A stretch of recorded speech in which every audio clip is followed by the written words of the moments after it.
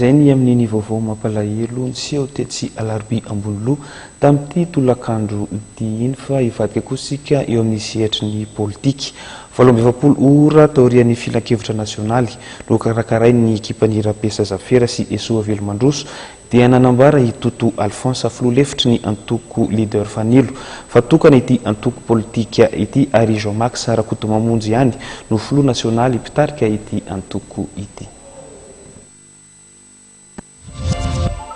Tokana ny antoko leader Fanilo ary Jean Max Rakotomamonjy ihany no filoha nasionaly pitarika ny antoko naoriny Erzora Zafimaleo. Io nambarany Toto Alphonse Filolefitra ny leader Fanilo 20 ora taorian'ny filan-kevitra nasionaly no karakarain'ny ekipan'ny Rapesa Zafera sy Esoa Velomandroso. Iray ihany ny antoko leader Fanilo ary ny antoko leader Fanilo izay tantanan'Andriamatoa Jean Max Rakotomamonjy no misoratra ara-panjakana any amin'ny ministerany atitany. Nilaza ry zareo fa hoe ry zareo koa dia leader Fanilo tsy fantatro zany asa dissident ry zareo na leader Fanilo faiza fa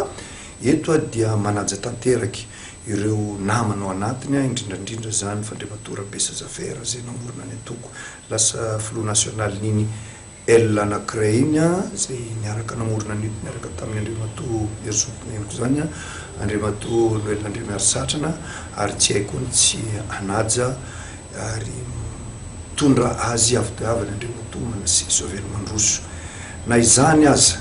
dia ny didim-pitsarana dia efa nivoaka